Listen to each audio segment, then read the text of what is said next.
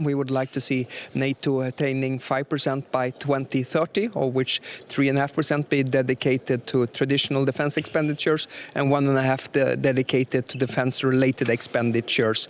We want an ambitious and forward-leaning defense investment plan due to the deteriorating security environment.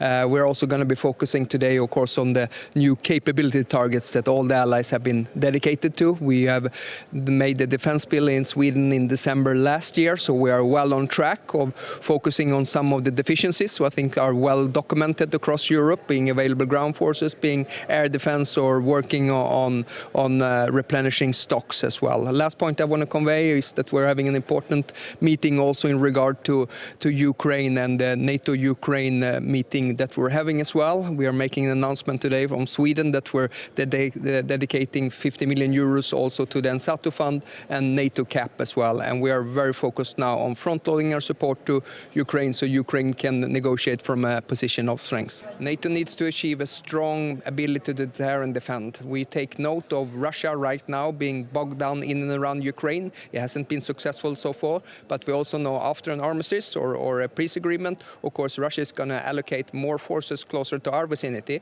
Therefore, it's extremely important that the alliance use these couple of years now when Russia is delimited by its force postures in and around Ukraine, and also that it has been weakened by the war, that we do an historic build-up on our armed forces. I do want to convey that this is an historic moment for Europe. If we are able to reach 5% by 2030 or 2032, we're going to go up to a defense investment that was at the height of the Cold War, and it's necessary for us to strengthen our ability to deter and defend and continue living in peace.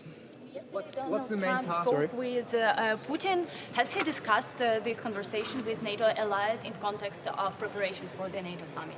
Well, I don't know the specifics of that call. I just saw it in the media reporting. What I do find is that the Europeans and the Americans are cooperating closer right now than we were 1 or 2 months ago when it comes to the negotiations surrounding Ukraine. And our focus right now is supporting Ukraine as much as possible so they can negotiate from a position of strength.